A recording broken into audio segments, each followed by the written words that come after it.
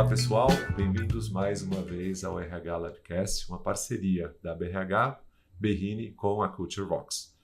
Nesses webcasts que a gente tem feito, a gente tem abordado temas que realmente estão no nosso dia a dia e que necessitam uma atenção maior de todos nós. Eu me chamo Marco Custódio, sou diretor de associados da BRH Berrini e estou aqui com os queridos Diogo e Ana para discutir um pouco esse tema. E eu vou começar aqui pedindo para que cada um de vocês possa se apresentar para os nossos telespectadores. Excelente, Marcos. Muito prazer. Obrigado pela presença de vocês aqui. Para quem não me conhece, eu sou o Diogo Catapreta, sou diretor de tecnologia no OIDTech e Culture Rocks. A gente tem tentado buscar trazer essa discussão à tona e esse tema me alegra bastante, sou bastante entusiasta de tecnologia, de AI, e espero que a gente consiga construir um conteúdo aqui que de fato atraia e consiga trazer aqui um contexto bem interessante sobre essa discussão.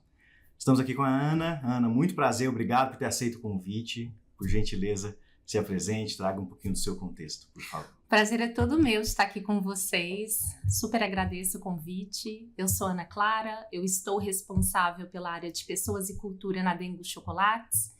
Eu também sou mentora no Instituto Pactuar e sou fundadora da TONS, que é uma consultoria em diversidade.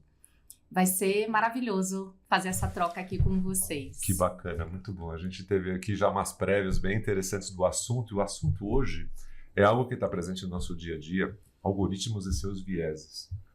Então, muita coisa tem se discutido sobre isso, a adoção da IA, os impactos que isso pode ter para os negócios e para as pessoas. E falando um pouquinho disso, a gente vai começar até para contextualizar. Assim, eu vou começar com você, Diogo. Como é que a gente pode definir de uma maneira simples aqui o algoritmo? Onde eles estão presentes no nosso dia a dia? Quem define, gerencia? Você pode dar uma introdução para nós? Boa, ótima pergunta. No olhar um pouco mais técnico, o algoritmo ele é uma sequência lógica, uma junção entre input, tomada de decisão e outputs, que tecnicamente está presente em todas as soluções de tecnologia. Levando talvez para uma discussão mais simples, eu diria que é como se fosse uma receita de bolo, que você tem ali os ingredientes de entrada, a receita como um todo e o output, a saída, que é o bolo em si. Então, tudo que a gente enxerga hoje de soluções de tecnologia, ela é composta por algoritmos e é composta por essa receita de bolo que eu acabei de trazer aqui como um contexto. Entendi. E Ana, isso que o Diogo acabou de falar, assim, está presente no nosso dia a dia e tal. Quando você vê com a nossa percepção realmente que existem esses algoritmos trabalhando para talvez trazer soluções mais fáceis para nós, como você vê que a gente entende isso no dia a dia? Olha, Marco, ótima pergunta. Eu entendo que a gente está num processo de aprendizagem muito grande com relação a essa questão dos algoritmos. Uhum. E, por um lado, eu acredito que a gente ainda não consegue ter esse entendimento completo. Tem até uma fala do Harari que ele traz muito, o quanto que Hollywood traz o universo dos robôs assumindo uma consciência humana e tomando o poder de toda a realidade, que isso, na verdade, é só Hollywood, e é muito mais provável que a gente tenha desafios em relação a esse desenvolvimento da IA, muito em relação à manipulação mesmo de dados, de tomada de decisão. Então, por isso que é muito importante a gente ampliar essa compreensão do papel desses ingredientes e dessa receita, para que a gente use de uma forma produtiva, eficaz, efetivamente, Então, eu diria que a gente está em aprendizagem, ao mesmo tempo que a gente já tem conseguido avançar nessa proposta de valor, de utilizar de uma forma positiva os algoritmos. Por outro lado, a gente ainda tem se deixado levar aí por um pouco dessas construções, que é um pouco do que a gente vai debater aqui. Entendi. E aproveitando até o gancho da tua resposta, Diogo, volto para você. Quer dizer, os algoritmos, eles são criados, eles são neutros por natureza, ou eles também refletem algum histórico daquela pessoa ou daquela empresa que os cria. Como é que você vê isso? Claramente eles não são neutros. Né? Assim como trouxe aqui a questão da receita do bolo, os ingredientes dessa entrada, ela reflete diretamente no resultado que você alcança. Achei maravilhoso essa sua metáfora dos ingredientes. Acho que ficou super claro para esse entendimento mesmo. Exatamente. É um pouco dessa questão, né? Quando a gente fala de algoritmos, que você tem ali talvez um ingrediente, um conteúdo, um direcionamento que traz ali um resultado claramente direcionado, a gente pode dizer que sim, tem viés, né? Tem um resultado que claramente olha para aquilo que você colocou como input, né? E até talvez trazendo o nosso contexto, esses vieses, digamos assim, eles estão incorporados em 3 fases principais, né? Uhum. A primeira fase seria, de fato, os ingredientes ou os dados que a gente acaba utilizando nesse contexto inicial de criação de um modelo de machine learning, por exemplo. O segundo passo, que é a receita do bolo, né? Então é todo o algoritmo que é montado em cima desses dados. E, por fim, o processamento, né? Que é o resultado que se espera dali. Então não dá para dizer que não tem... que ela é neutra, né? Porque Entendi. nós também não somos neutros, né? Por natureza. Então acaba que nesse cenário a gente acaba trazendo também esse contexto. Ou seja, você está dizendo que os algoritmos eles são humanos também. Eles refletem essas tomadas de decisão desde a coleta dos dados, digamos. Entendi. Eles são criados por humanos, Exato. de uma certa maneira. Exato. Isso. E nós temos vieses também, Ana. Exatamente. Acho que vale a pena até dar esse passo atrás, né? De Uhum. que os vieses, acho que de uma maneira também mais simples, são os nossos esquemas. Uhum. Então, a gente toma decisão o tempo inteiro. Tem uma pesquisa que indica que a gente toma por dia mais de aproximadamente 35 mil decisões. Então, entre decisões super simples, né, de abrir o olho, escolher com que roupa que eu vou participar aqui do... Escolher a pergunta que eu estou fazendo aqui no roteiro. Até tomadas de decisões mais complexas. Então, para que a gente não consuma tanta energia em cada tomada de decisão, a gente acaba construindo alguns esquemas. E os vieses, eles podem ser a nossa armadilha desses esquemas que a gente cria para tomar decisão rápida. Uhum. E à medida que a gente vai, ao longo do tempo, tomando decisões, tendo por base esses esquemas, o nosso histórico ele é construído muito a partir desses vieses. Então, assim como para nós, pessoas, né, em nossa tomada de decisão, em alguns momentos a gente precisa trazer para a consciência esses vieses para quebrar esse comportamento automático. Uhum. Se a gente não fizer a mesma coisa com os algoritmos, a gente vai reproduzir as mesmas tomadas de decisão que foram feitas lá atrás, né? E aí no nosso universo, né, que está cada vez mais complexo, são muitas variáveis, se a gente reproduzir o mesmo comportamento de tempos atrás, será que a gente vai fazer o melhor uso da inteligência artificial, realmente ter a inteligência artificial como um valor para essa tomada de decisão? Olha que interessante, né? Enquanto a Ana estava falando, eu lembrei daquela jornada de diversidade quando a gente começou há um tempo atrás e tinha até os programas de treinamento quando a gente fazia para tirar os vieses, né? Os vieses que nós mesmos tínhamos para receber pessoas que não eram do padrão. Uhum. Então a gente tinha que sair do dia a dia, experimentar alguma coisa, ter esse cuidado. Então a gente pode dizer que o nosso aprendizado é reforçado por esses esquemas, né? Então se você faz isso, você provoca uma coisa diferente. Quer dizer, algo parecido tem que acontecer com a IA. A gente tem que tirar a IA do padrão para poder prever ou trabalhar aí para contornar os vieses? Eu acho que esse é um ponto, e aí corrobora com o que a Ana Clara nos trouxe aqui, que é exatamente esse primeiro passo que é de consciência, né? De entender que existem esses vieses humanos, né? Ou sociais, né? Vieses sociais e humanos aqui, e que é necessário um olhar para compreender esses resultados, digamos assim, né? Muitas vezes a gente acaba utilizando soluções que a gente fala que são black box, né? Que você tem ali você não sabe exatamente como que sai o resultado ou como você consegue de alguma forma auditá-lo, né? A partir do momento em que você olha para um cenário e tem a possibilidade de entender, de ser uma caixa de vidro, digamos assim, né? Que você consegue entender quais são os inputs, entender a receita do bolo e conseguir criticamente reconhecer os outputs e tratá-los, né?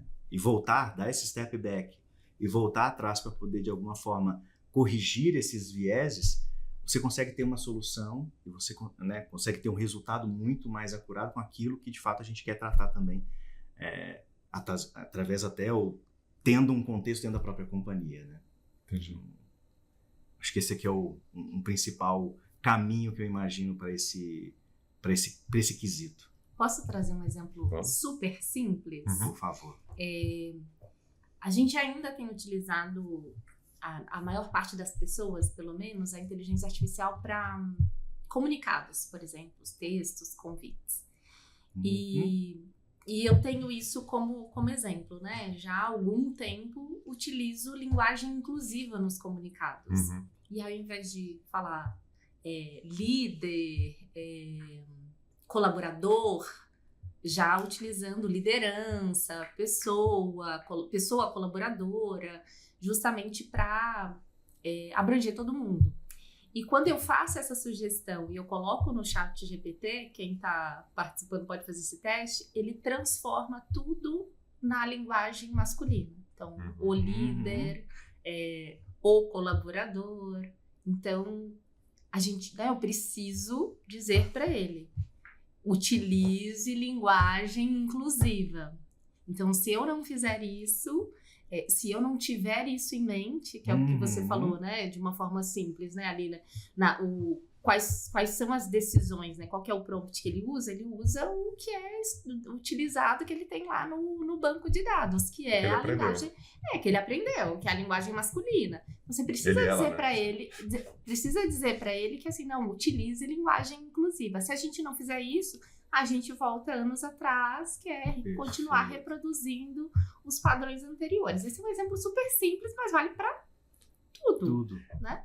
Aqui você tocou num ponto que eu acho que é importantíssimo, que é a intencionalidade proativa dessa liderança. Então, assim, você, utilizando essa ferramenta, acaba tendo um olhar clínico suficiente para falar, olha, tem pontos aqui que está fugindo de um contexto que eu espero. Então, você consegue tratar para conseguir atingir um objetivo mais próximo.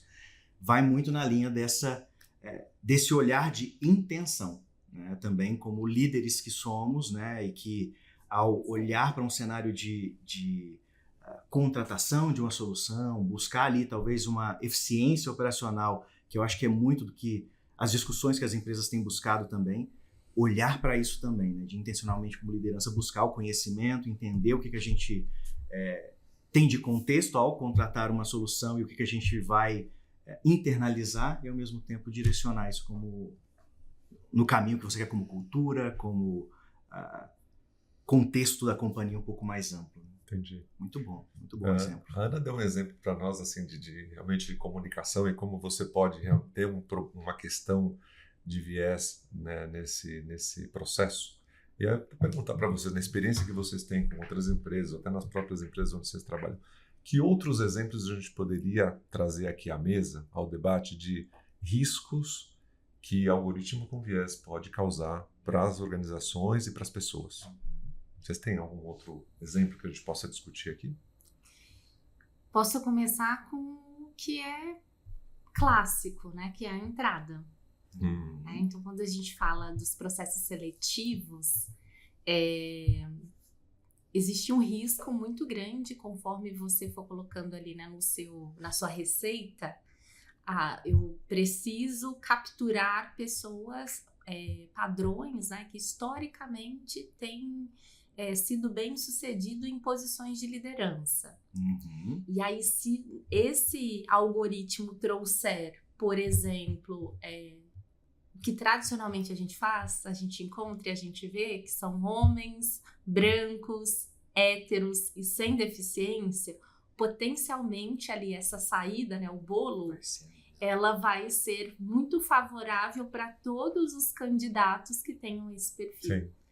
Então, acho que esse é o principal risco aqui, né, dentro da jornada do colaborador, é um risco muito forte, porque é o risco do acesso a oportunidades. Então, a gente precisa olhar com muito cuidado para que, de fato, você não tenha ali uma receita que priorize algum marcador, ou de alguma forma ela vai afunilar. E aí eu estou falando aqui marcador social, mas poderia ser, por exemplo, uma determinada faculdade. Com certeza. Então eu retomo num movimento de exclusão de acesso. Ou até determinadas empresas que trabalhou. Né? Exato.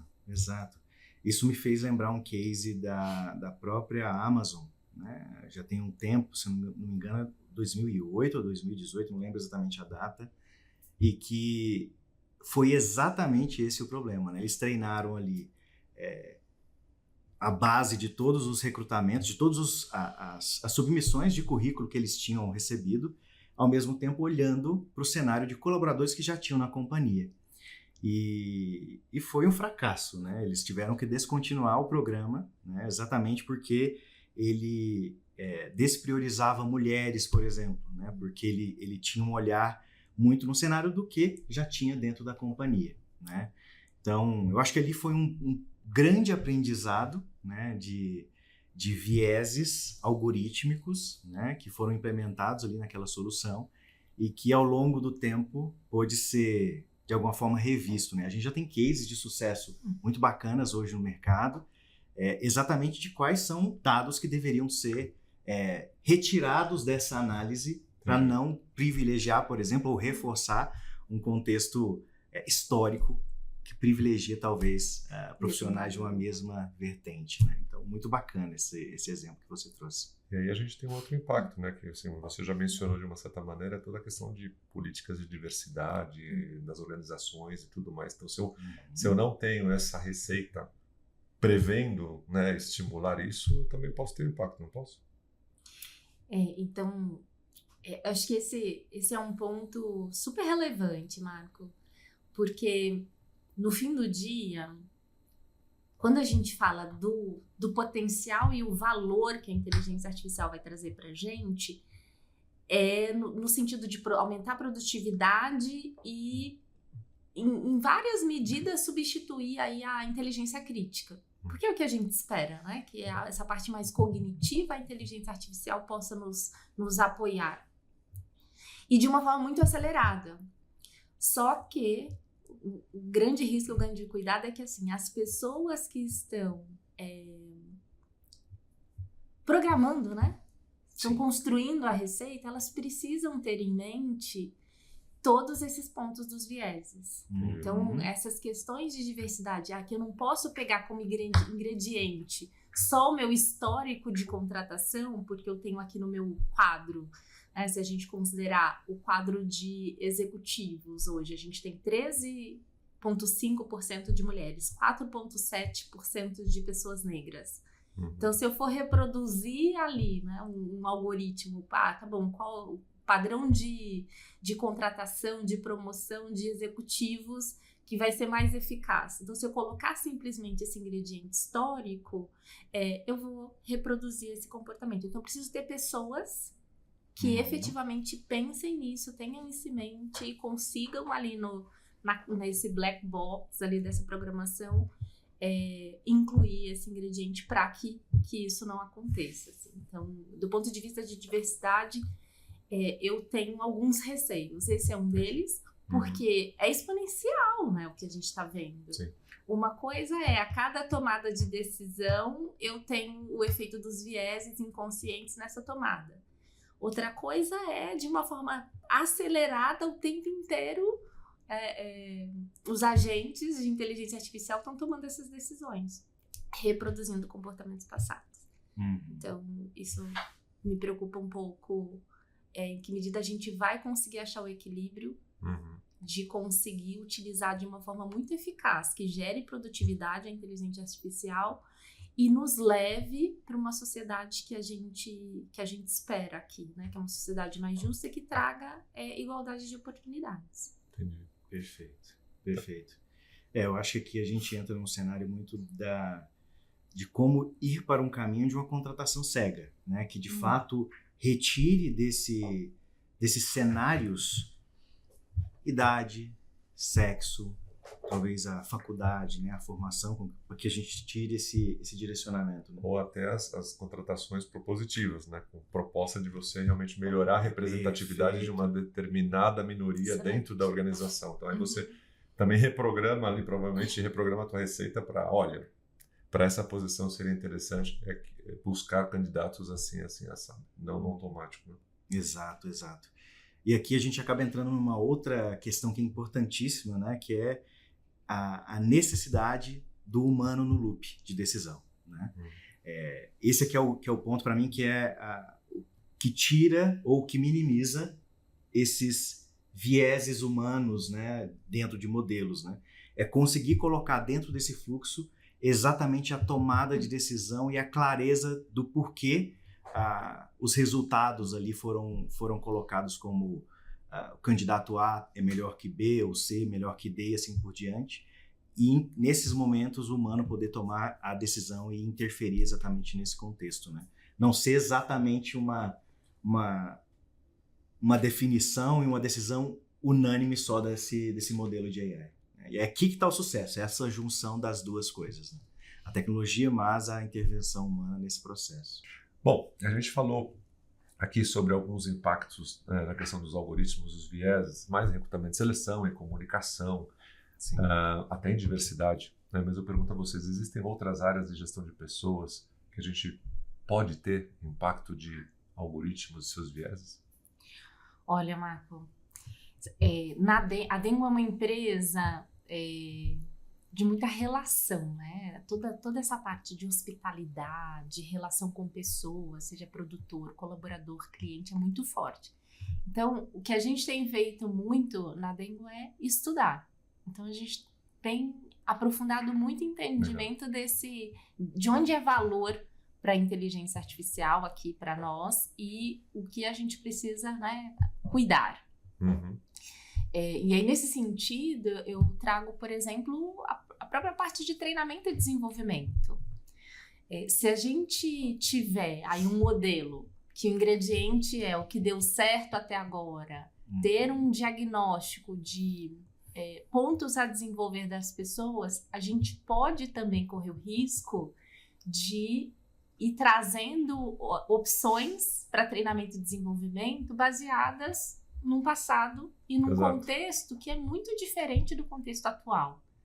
Então, aqui também tem um ponto para a gente pensar, né? Em que medida a gente vai reforçar gaps ao invés de fortalecer pontos fortes. Então, tudo depende da receita que a gente vai colocar. Em que medida a gente não vai trazer aqui um monte de possibilidades e opções de cursos, de treinamentos que poderiam ser muito mais rapidamente preenchidos com uma conversa, né? Um podcast aqui no RH Lab, que poderia preencher essa necessidade de repertório, benchmarks, enfim.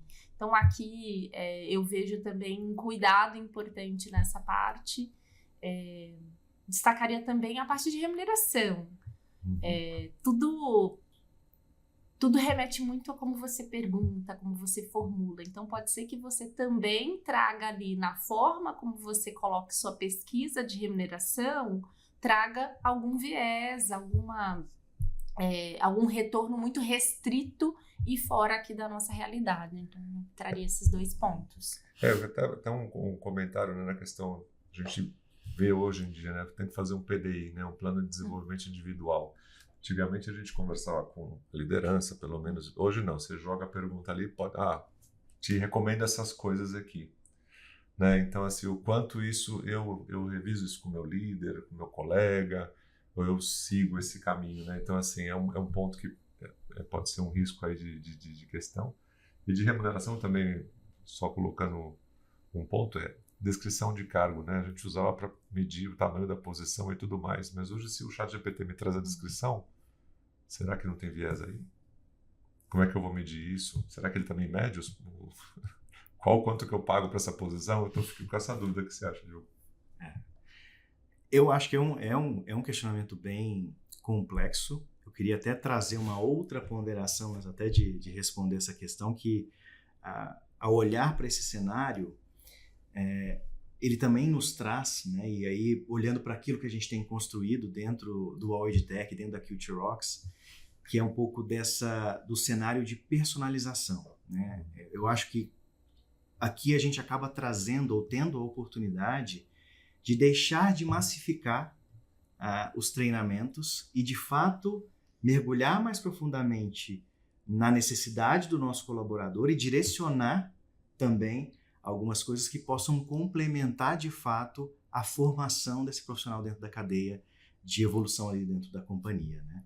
A gente estava conversando antes de entrar aqui no podcast um pouco de como isso está inerente em todas as nossas as tecnologias que a gente usa, né? Desde a consulta lá no Google, desde talvez a comida que você pede no aplicativo ali de comida, que vai entendendo ali a sua recorrência, vai entendendo o que você gosta e o que não gosta, e acaba te trazendo ali um contexto que é muito parecido com aquilo que é próximo ao que você geralmente tem ali de recorrência, digamos assim, né? Ao mesmo tempo, quando a gente olha para esse processo de desenvolvimento, né, seja um PDI, seja uma formação, se bem construído, se bem desenvolvido, se acurado, né, pelas lideranças, né, se compreendido que aquilo faz de fato sentido, e por isso que eu volto ao tema de o humano no loop, né? A gente não pode simplesmente receber uma resposta e tê-la como verdade. Você trouxe até aqui como uma sugestão da IA, né? É isso que a gente tem que olhar, é uma sugestão, e isso, de fato, se validado por nós, se validado pela liderança, ser repassado, e aí formado ou direcionado para os nossos times, né? Nunca aceitá-lo de uma forma inequívoca, ali, ó, aquilo é a certeza, né? Ou a resposta absoluta, né? Então, eu acredito nesse cenário também, né? A gente vai ponderando, lógico, no que é novo, no que nós, como todos, estamos aprendendo, né? Nessas mudanças super rápidas que a gente tem enxergado no modelo empresarial, ao mesmo tempo, em que momento isso se encaixa e como também trazer isso como um ponto positivo, né? nas nossas empresas. Ou seja, essa questão está presente em vários aspectos da gestão de pessoas, aí, até na gestão do próprio negócio, né? Semana passada eu estava num evento que veio uma startup apresentar uma solução para ajudar as empresas nas suas relações trabalhistas, nas relações sindicais. Perfeito. Então era um aplicativo que pegava todas as informações do histórico da empresa e tal e trazia isso. Eu falei assim, uau, isso aí realmente. Aí eu perguntei, e os sindicatos, eles também estão entrando nessa base, né? Então assim, olha o potencial, né, de eu acho que muita coisa né, você acabar ajudando na tua relação, na tua negociação e tudo mais, você tem que tomar muito cuidado. Aí tem um ponto crítico que você trouxe, né, a presença da pessoa dentro do processo para que ela possa tomar decisão com base naquilo que vem de sugestão, de contribuição, e não simplesmente tomar e executar. E aí eu vou pôr fogo na mesa aqui, vou perguntar para vocês, como é que vocês veem as nossas lideranças hoje preparadas para isso? Ou qual é a atenção que elas têm? Aí eu estou saindo do RH, eu estou falando da liderança realmente da organização em relação a esse assunto. Olha, quando a gente fala de tendências de RH, é difícil não ter uma delas que é desenvolvimento de liderança. E no mundo que a gente está vivendo, né, cada vez mais complexo, e a chegada e essa revolução da inteligência artificial não é muito diferente. Então eu percebo que a liderança também está aprendendo. Sim. E aí a gente, por muito tempo, a gente trouxe essa questão do elemento humano, de fazer com as pessoas, não através das pessoas, nem apesar das pessoas. Então, o advento aqui, né, da inteligência artificial, ela reforça essa necessidade de que cada liderança consiga compreender que a inteligência artificial vai ser um meio, né, uma ferramenta, mas a gente continua nesse desafio de construir junto com as pessoas. Então, eu vejo dessa forma, assim, né? Entendi. Ainda é uma questão e a gente precisa trabalhar esse desenvolvimento de liderança mais do que nunca. Com certeza. Aqui a gente está falando de liderança de AI, né? De fato, essa necessidade de buscar o aprendizado, buscar o conhecimento. Não é por acaso que a gente está discutindo isso aqui no podcast. Exatamente porque esse é um momento relevante para todas as lideranças de compreensão, né, de como isso pode impactar o negócio e, ao mesmo tempo, ter esse senso crítico de entender aonde podem estar as armadilhas. Entendendo aonde estão as armadilhas, com certeza você vai conseguir, por exemplo, escolher ferramentas que, de fato, te tragam ali uma facilidade no seu processo, uma agilidade no seu fluxo, uma eficiência operacional, de fato, ao mesmo tempo que te traga ali uma consciência de quais soluções, de fato, podem ser utilizadas dentro desse fluxo. A gente fala que é um cenário ainda de muita imaturidade, né? Tem muita coisa nascendo, muita solução sendo criada, mas muito experimental, né? Então, a responsabilidade dessa liderança de mergulhar profundamente, né? De quem são os fornecedores, que questões eu deveria levantar com esse fornecedor para, de fato, entender se essa solução vai me atender e se tem, de fato, ali um contexto em que, mais uma vez, ali eu vou usar essa frase que eu usei no passado ali, de ter o humano nesse loop e de que você consiga questionar aquele modelo de AI, talvez, que você está vendo dentro de uma solução, né? Seja de RH, seja de formação, seja de PDI, você consiga questionar por que aquela tomada de decisão aconteceu. E aí você tendo esse fluxo bem diagnosticado e você como liderança entendendo como aquilo funciona, tomar a decisão ou não de seguir por uma contratação ou não. Eu acho que esse é um ponto fundamental no papel da liderança, né? Mas mais do que isso, é o buscar conhecimento. Eu acho que aqui exige de nós, em todas as áreas, esse aprendizado contínuo, né? Que não é fácil. Não só na contratação, mas também no dia a dia da equipe, né? Porque a equipe também está usando IA, então trazendo soluções que talvez eu tenha posto um pouco, mas talvez eu peguei um pouco dali. Eu, como líder, como é que eu também trago, a gente fala do senso crítico, né? O pensamento crítico em relação àquilo que você recebe, né? Que é tão importante dentro como pessoa também e como liderança, né? Como é que eu faço isso? Exatamente. E vai ser um desafio para novos entrantes no mercado, né? Estagiários, né? Como que vai ser essa mudança ao longo do tempo com esses profissionais que estão entrando dentro da jornada de uma nova empresa e que antes fazia muito do operacional e que hoje a gente tem visto cada vez mais esse operacional sendo reduzido por conta dessas tecnologias. Como que a liderança vai lidar com isso? Como que a gente consegue, de alguma forma, incentivar essa mudança de jornada, né? Um tema também que acaba... Olha, Diogo, esse aí é o tema para outro RH Labcast. Eu acho que com certeza. A gente vai colocar na lista aí. Esse tema me preocupa bastante, assim. Em especial num país tão desigual quanto que a gente vive. Sim, uma coisa são, né, os estagiários que estão numa formação... de elite ali, super acesso à inteligência artificial. Outra coisa são os aprendizes, que têm um foco muito específico para a gente gerar oportunidade e nem sempre vão ter acesso aí aos melhores recursos.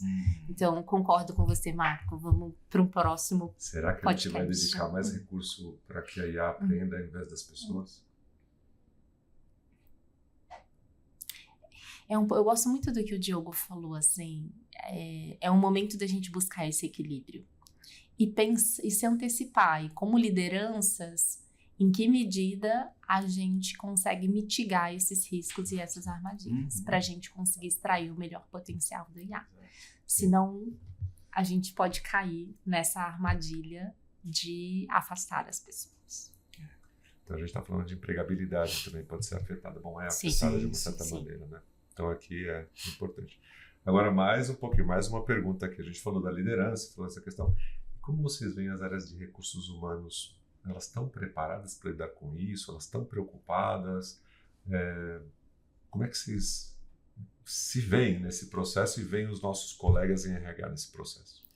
Eu tenho visto uma medida muito parecida de aprendizagem, então mergulhar para entender.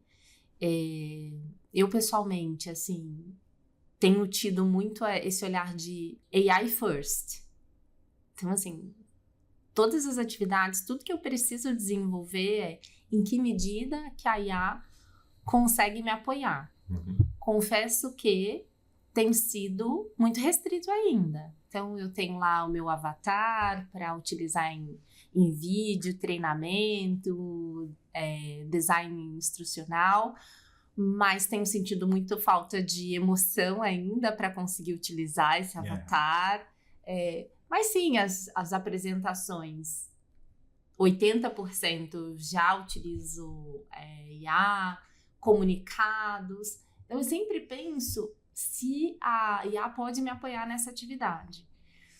Mas eu tenho esbarrado ainda muito nessa questão, né, da falta de emoção ali ainda, que ainda não traz tanto engajamento, e principalmente segurança da informação. Então, tem algumas análises que eu poderia já utilizar, mas em que medida eu não estou compartilhando um pouco do que a gente falava antes, Exato, né? Então, eu não estou compartilhando informação que não deveria. Então, isso acaba travando um pouco. Mas para alguns outros processos, entrevistas, pareceres de entrevistas, então tem algumas coisas que eu já tenho utilizado e tenho visto os meus pares de RH utilizando, até reunir informações para sentar uma tomada de decisão para avaliação de performance, de desempenho. Então, tem algumas coisas que a gente já está conseguindo utilizar. Acho que o conceito está muito claro de a inteligência artificial precisa nos apoiar ali em tudo que é inteligência crítica, inteligência cognitiva, que vai gerar produtividade e melhorar nosso trabalho, nosso dia a dia, mitigando esses riscos que a gente colocou aqui. E isso precisa nos permitir utilizar melhor a nossa inteligência social, que é onde a gente vai agregar muito valor, que é essa construção de confiança, de relacionamento, que eu não vejo ainda a inteligência artificial contribuindo. E a gente precisa conseguir ser capaz de dedicar mais tempo nessa construção de confiança aqui das equipes. Entendi. Perfeito, excelente. Eu tenho até um ponto que a gente vê IA sendo adotada para que você possa otimizar as equipes, reduzir tempo, né? Reduzir tempo, reduzir estrutura, você até ganhar em competitividade financeira. E aí, por outro lado, a gente corre o risco também de ter os profissionais de RH que ficam para serem inteligentes, acabando sobrecarregados, né, com a IA mas ela não está 100%, eu estou na transição, mas eu já tive que otimizar minha equipe, então, assim, a gente vê algumas empresas com essas dificuldades, né? Assim, eu preciso adotar, mas realmente eu sou o business partner, eu estou falando aqui, tem muito business partner também que está assistindo essa nossa conversa aqui, e ele se sente, pressionado, porque a IA não está 100% ainda tem esses riscos de viés, não está tudo pronto. Eu tenho que entregar todo o trabalho e a equipe de recrutamento e seleção não existe mais, porque agora é tudo e eu tenho que estar lá. Como é que a gente pode resolver isso? Eu diria que é preciso cautela. É preciso muita cautela. Acho que a gente ainda está num momento de muito aprendizado para conseguir entender onde a IA vai contribuir mais, onde é muito arriscado que a gente não consegue delegar e deixar para a IA, assim. E aí o modelo do ágil, ele nos ajuda de pilotar, experimentar, construir um case para levar para uma tomada de decisão de onde a gente vai alocar investimento em A, onde não funciona, sabe? Então, eu traria aqui esses dois elementos: experimentação e cautela. Entendi. Eu acho esse olhar crítico, né, de quais, dentro do seu fluxo de trabalho, quais são as atividades que são mais críticas e que não deveriam, né, ser otimizadas, digamos, ser utilizadas ali por uma inteligência artificial, que deveria, de fato, ser humano a olhar, porque, de fato, isso pode ter uma série de questões, ou, né, talvez trabalhos que são mais, entre aspas, mais simples e que poderiam ser, de fato, ter um ganho muito maior, né? Então, essa criticidade também, por parte da liderança, faz parte dessa maturidade ao longo do tempo, né? Concordo com você, Ana. Muito bom, muito bom. Acho que esse é o olhar que, de fato, a gente precisa encarar e entender onde, de fato, aplicar. E eu acho que essa experimentação ela faz parte fundamental para qualquer companhia, né? Para qualquer empresa. Muito bom. Muito bom, a conversa está ótima, a gente já está caminhando aqui para o final do nosso bate-papo.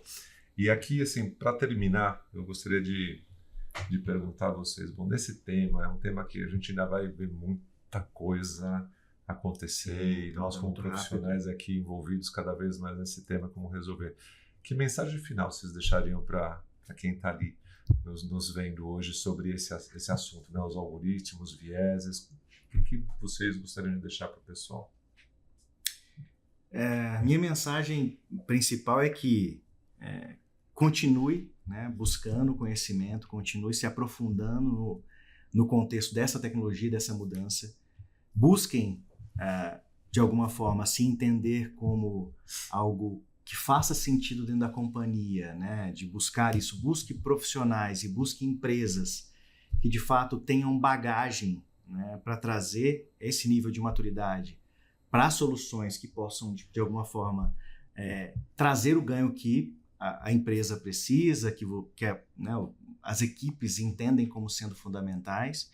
Eu acredito que a gente tem feito esse trabalho muito de curadoria juntamente, né, com os profissionais que, de certa forma, têm essa profundidade, essa visão. A gente tem aprendido ao longo do tempo, mas eu acredito que, de verdade, a gente já tem, dentro das nossas plataformas, algo que é curado e que, de alguma forma, tira esse contexto de decisão pura, né, da tecnologia. Eu acho que, de fato, ela não funciona da forma com que a gente consiga colher resultado. Eu acho que esse aqui é a minha visão e talvez o meu direcionamento para todos que estão nos assistindo aqui. Legal. Obrigado, Tio. Olha, eu traria aqui um reforço de que toda essa revolução tecnológica ela precisa ser entendida como um meio. Perfeito. Um meio para que a gente consiga fazer as nossas melhores escolhas. E escolhas que nos levem para um lugar melhor. Então, aproveitar, sim, todo o potencial que a inteligência artificial vai nos trazer para que a gente consiga fazer melhores escolhas e deixar aqui um legado nessa sociedade, uma sociedade mais justa, mais equilibrada, com um equilíbrio de oportunidades. Bacana. Legal, Aninha. E agora, assim, não é a pegadinha não, mas é a última pergunta, assim, para a gente dar uma filosofada aqui no final das contas, que a gente chegou um pouco, né, alguma das conclusões é que nós somos humanos e carregamos nossos viés, nossos esquemas para tomar as nossas decisões. E isso é transferido para a tecnologia. A tecnologia também tem isso aqui, mas se a gente olhar para a nossa sociedade, se você pudesse reprogramar um viés da sociedade, que viés você, Ana, você, Diogo, reprogramaria? Posso começar nessa aqui. Eu reprogramaria... Eu não sei se tem um nome esse viés, mas... esse julgamento mesmo, a partir de uma característica, a partir do nome de uma universidade, a gente já assumir verdade sobre aquela pessoa. Então, se eu pudesse reprogramar ou na inteligência artificial ou nas pessoas, esse viés de julgamento, para que a gente conheça quem está do outro lado e aproveitando a inteligência artificial para conhecer, mas sem fazer aqui esse pré-julgamento, tirar realmente os estereótipos para que a gente avalie as pessoas, né, e não um marcador, por exemplo. Legal. Perfeito. Eu acho que são vários, né? O etarismo, capacitismo. Eu acho que teriam vários que eu gostaria de tirar. E olhando para o cenário que eu vivo hoje, né? Eu vi isso se tangibilizar, né? Quantas vezes, entrevistando talvez um profissional, entendendo que ele tinha toda a capacidade, toda a habilidade para uma determinada atividade que nós precisávamos exercer, tipo a segurança da informação, ou a parte de governança e processo, que talvez se a gente fosse levar para um cenário de classificação, de contratação, talvez não teria passado. E hoje são pessoas que têm uma capacidade de entrega de resultado que é excepcional. Então, esses são alguns desses pontos que, com certeza, esses vieses que eu tentaria tirar, eu eliminaria, digamos assim, do nosso processo, digamos assim.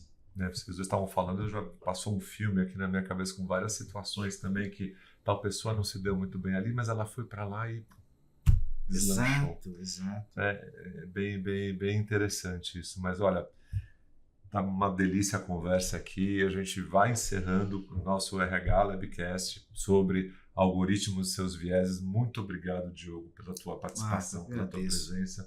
Muito obrigado, Ana. É muito bom estar com você também aqui. E aos as pessoas que nos estão assistindo aqui, muito obrigado aqui pela contribuição, os comentários e tudo mais. São bem-vindos para que a gente possa seguir trabalhando os próximos RH Labcast para 2026. Muito obrigado. Isso, obrigado. Obrigada.